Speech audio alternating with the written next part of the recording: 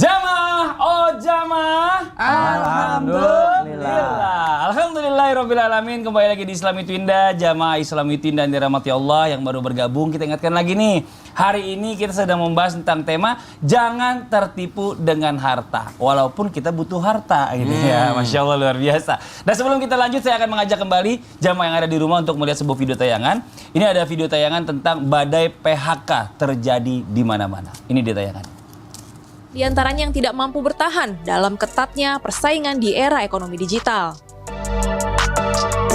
Sepanjang tahun 2022, setidaknya ada 19 startup dan perusahaan digital di Indonesia yang melakukan pemangkasan jumlah karyawan. Mulai dari Si Cepat, Link Aja, JD.id, TaniHub, Zenius, Shopee Indonesia, Toko Kripto, Karsom, Fabelio, Grab Kitchen, hingga Indosat Oridu. Sedangkan di dunia, per 25 Oktober, dilansir dari trueup.io, terjadi sebanyak 987 PHK dalam perusahaan teknologi dengan hampir 152.000 orang yang terdampak PHK. Nah, ini Ustaz Syam. Efeknya yang kita pikir efeknya. Bener. Subhanallah. Jadi efek dari PHK ini banyak yang hampir gila. Karena hilangnya mata pencarian dari hartanya itu. Bener banget. Apalagi kita sebagai suami kan, nggak mungkin kita nggak kerja. Kayaknya, aduh malu banget sama keluarga, gengsi banget. Nah ini mungkin kita minta penjelasannya sama guru kita Ustadz Ahmad Khan nih. Ustadz Ahmad Khan mau izin nih, ya. Kalau kita bicara masalah tentang pekerjaan, kalau kita lihat sekarang PHK ini terjadi di mana-mana, ya, mau itu di dunia digital ataupun di perkantoran, ini kan bikin orang jadi down. Ini orang beriman aja mungkin langsung jadi nggak konsen gitu loh. Secara beribadahi juga jadi nggak konsen. Bagaimana kita bisa tetap kokoh pada saat kita mengalami ujian tersebut? Mohon izin penjelasannya nih, fadhal. Jamaah Islam Itu Indah yang dirahmati oleh Allah Subhanahu wa taala. Ketika seseorang di PHK dari pekerjaannya, maka hal yang pertama yang harus dia lakukan adalah dia meyakini bahwasanya yang memberi rezeki itu adalah Allah Subhanahu wa taala. Memang nggak semua orang punya gaji, tapi setiap orang pasti punya rezeki. Yang kasih rezekinya Allah Subhanahu wa taala. Kalau kita sandarkan kepada makhluk, maka kita akan bersandar kepada makhluk dan melupakan Allah Subhanahu wa taala. Tapi bersandar kepada Allah Subhanahu wa taala, maka semua akan bisa kita terima dengan penuh keridhaan. Amin, amin. Lalu kemudian yang kedua, kita harus ridha dengan apa yang menjadi ketetapan Allah Subhanahu wa taala. Karena apa yang Allah tetapkan bagi kita, itu yang terbaik buat kita menurut Allah Subhanahu wa taala. Kenapa demikian? Karena banyak orang yang berpikir apa yang menjadi ketetapan Allah belum tentu baik buat dirinya, sehingga dia berburuk sangka kepada Allah Subhanahu wa taala. Sedangkan Allah Subhanahu wa taala mengatakan, ana inda husnudzanni abdi bi. In khairan fa khairan, in syarran fa syarran. Sesungguhnya saya bersama prasangka hamba saya. Kalau dia prasangka baik, saya berikan yang baik. Kalau dia prasangka buruk, maka saya berikan yang buruk. Maka baik sangka kepada Allah Subhanahu wa taala. Bisa jadi di saat engkau di PHK, maka saat itu Allah mempersiapkan untuk engkau tempat kerja yang lebih baik dengan gaji yang lebih besar yang diridhoi oleh Allah Subhanahu wa taala. Lalu kemudian yang ketiga, sabar dengan ujian yang Allah berikan, karena dunia ini adalah tempatnya ujian. Dunia darul bala wal akhiratu darul jaza. Dunia tempatnya ujian, akhirat tempatnya balasan. Kalau dia bersabar dengan ujian yang Allah berikan, falahul jannah, maka dia dapat surganya Allah Subhanahu wa taala. Bahkan di dalam satu hadis, baginda Rasul Nabi Muhammad SAW beliau mengatakan, al-faqru amanah, fa in katamahu falahul jannah. Sesungguhnya kefakiran, kemiskinan, kesulitan di dalam ekonomi itu adalah satu amanah dari Allah Subhanahu wa taala. Kalau bisa kita rahasiakan, kita nggak mengeluh kepada manusia, kita hanya mengeluh kepada Allah Subhanahu wa taala, maka dia mendapatkan balasan surganya Allah Subhanahu wa taala. Amin ya Allah, amin. Tetapi di zaman sekarang banyak orang yang mengeluh ke sana ke sini, tetapi lupa bahwasanya sang pemberi rezeki adalah Allah Subhanahu wa taala. Di dalam kitab Fawaidul Mukhtarah yang dikarang oleh Al Habib Zain bin Ibrahim Zain bin Smith, ada satu kisah yang menarik. Di antaranya adalah ketika salah seorang sahabat baginda Rasul Nabi Muhammad SAW, ketika itu dia ingin melakukan bepergian, perjalanan yang cukup jauh.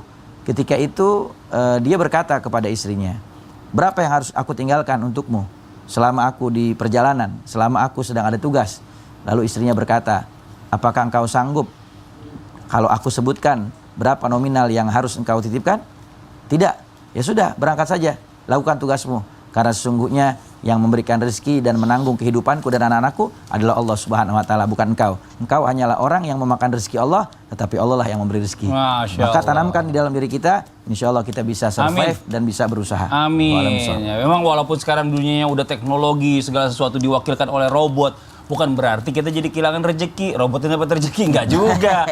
Rezeki dari Allah. Masya Allah, luar biasa. Nah, ini buat jamaah Islam itu yang ada di rumah. Mungkin yang kerja setiap hari banting tulang, pergi pagi pulang malam. Saya mau tanya, punya tabungan berapa di rumah? Atau di tabungannya? Di ATM-nya. Banyak nggak kira-kira di ATM-nya? Nah, ini ada sebuah video tayangan ya. Ada seorang pengemis memiliki tabungan sebesar 490 juta. Waduh. Subhanallah. Ini ditayangannya nih. aduh.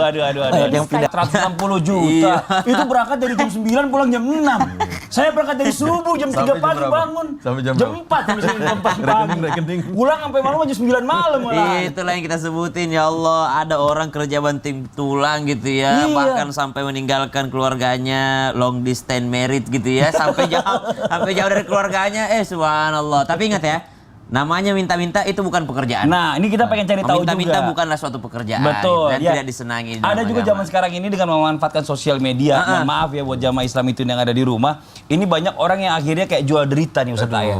Jual derita ya kan, menceritakan tentang deritanya atau mungkin kekurangannya, dia upload di sosial media, minta donasi. Nah, ini apakah sesuatu yang dibilang juga termasuk gila harta atau mohon izin penjelasannya nih. Tafadhol. Bang Fadli, Ustaz Syam, Ustaz Ahmad Khan.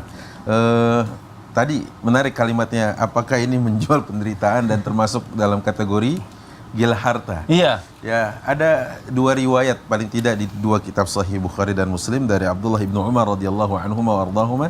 Kata Rasul sallallahu alaihi wasallam dengan redaksi yang agak beda tapi maknanya sama.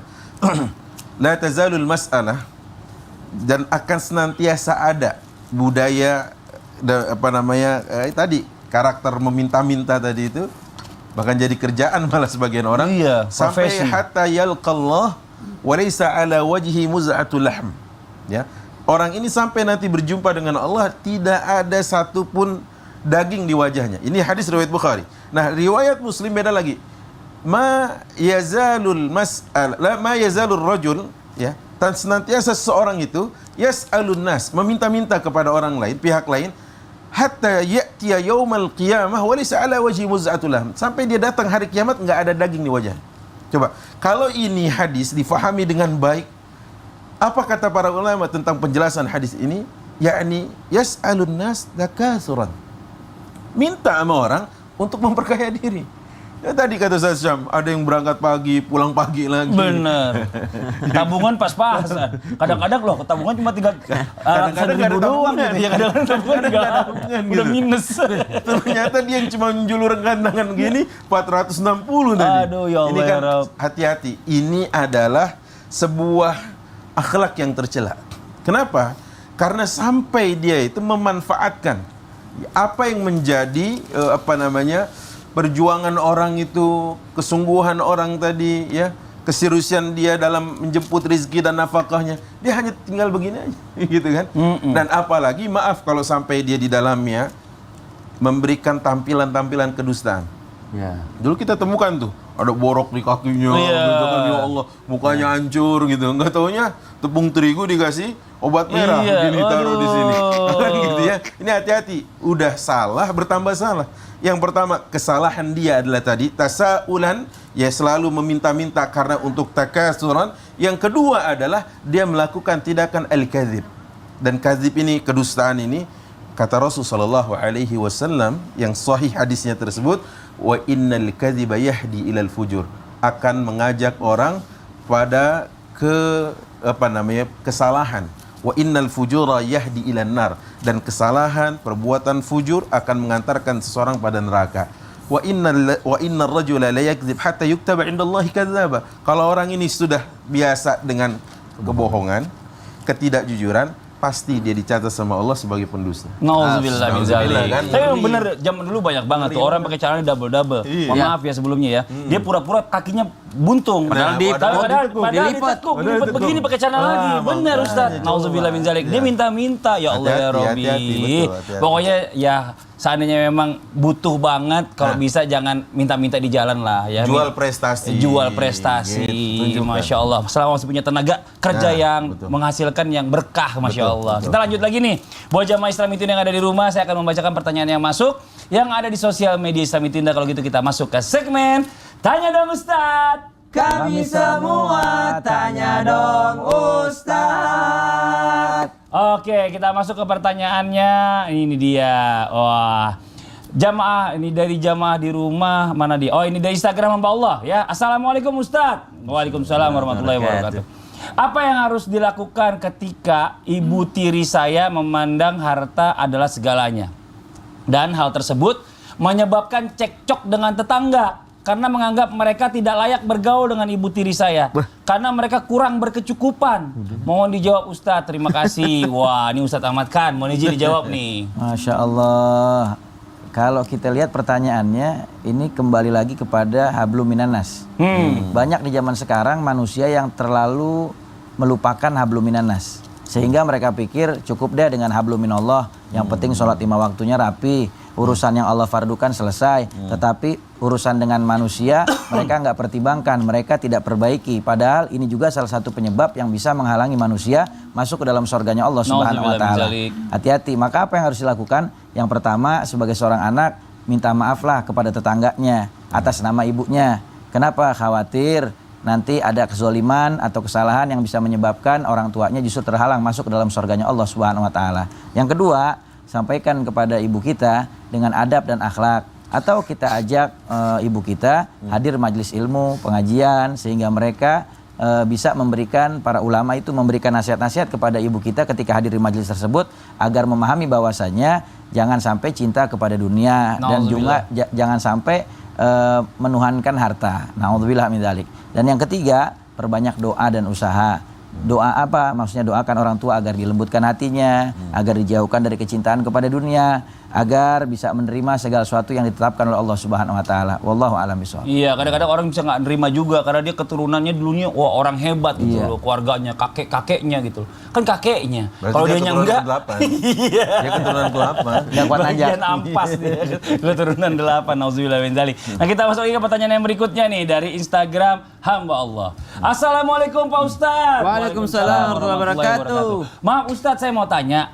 Jika ada harta warisan dari keluarga setelah orang tua nggak ada, kenapa ya orang berlomba-lomba untuk menjualnya dan ingin menguasai uangnya? Itu hukumnya dan harusnya bagaimana ya Ustadz? Saya menghadapi orang seperti itu, terima kasih. Ini nggak boleh seuzon dulu Ustadz Syam kali ya. Benar. Karena yang namanya orang meninggal itu sebenarnya hartanya memang harus segera dibagikan. Betul. Masalahnya juga mau jual susah banget lakunya gitu ya kan. Zaman sekarang ini masih penjelasannya. Bismillahirrahmanirrahim. Tabe guruku Ustaz Ahmad Ridwan, Ustaz Ahmad Khan, Mas Fadli, Ahmad semua, Ahmad Fadli, Ahmad Ridwan, Ahmad Kecuali Khan, Ustadz Syam. Ahmad Muhammad.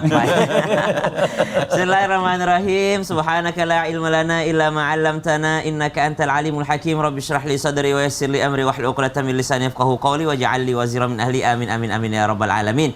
Jamaah Islam itu indah dimuliakan Allah Subhanahu wa taala. Maka subhanallah, betul tadi kata Mas Fadli, yang pertama apa yang harus dilakukan? Husnudzon dulu, baik sangka dulu. Bagaimana caranya kita baik sangka? Maka yang melakukan ini haruslah orang soleh.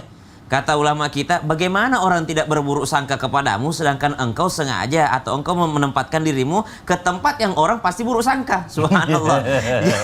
Jadi misalnya ada orang hobinya ke tempat minuman keras gitu, auto buruk sangka orang gitu. Nggak mungkin orang berpikir, oh mungkin dia tidak minum di sana. Pasti kita buruk sangka, pasti dia peminum. Ada orang hobinya subhanallah ke aplikasi yang ada di handphonenya itu semua aplikasi judi online. Lalu dia mengaku, saya cuma download doang. Nggak mungkin orang berpikir gitu. Susah orang untuk baik sangka ketika ada orang menjerumuskan dirinya ke tempat orang pasti buruk sangka, subhanallah. Maka apa yang harus dilakukan? Kalau mau membagi warisan, jadilah orang soleh dulu. Jadilah orang soleh, subhanallah. Dia adalah seorang paman yang memang 5 waktu ke masjid. Dia adalah seorang paman yang memang dia adalah seorang yang rajin puasa Senin Kamis. Orang soleh, memang kelihatan covernya ini udah soleh. Kalaupun dia yang membagi harta segera, kalaupun dia mencari warisan segera, pasti keluarganya lain mengatakan, oh, pasti itu ada hikmahnya dalam Islam. Karena memang seperti itu dalam Islam. Tapi kalau yang membagi segera harta warisan itu bukan orang soleh, bawaan keluarga yang lain, pasti suzon. Dia mau curiga, dia pasti mau ngambil harta itu doang tuh. Pasti mau dipakai buat ini. Karena sejatinya membagi dengan segera itulah memang syariat Islam. Ada pakar-pakarnya di sini, guru-guru kita yang biasa menghitungkan warisan, subhanallah. Maka yang pertama, ketika seorang meninggal dunia, memang hartanya kembali kepada Allah, dan setelah kembali kepada Allah, Allah yang membagikannya secara hukumnya Allah Subhanahu wa taala. Maka membagi harta warisan dengan segera itu adalah syariat Islam, karena semakin lama dibagi maka semakin susah menghitungnya dan semakin besar godaan syaitannya. Kalau udah lama pasti saling curiga satu sama lain. Mungkin udah ada yang nikmati sebelumnya, mungkin ada yang ambil sebelumnya. Ada yang gadein nih. Ada yang gadein nih. Wah, tiba-tiba dia main ke rumah saudaranya, silaturahim. Kok ada jam dinding mama di sini? Wah, jam dindingnya aja ada di sini, apalagi kalungnya.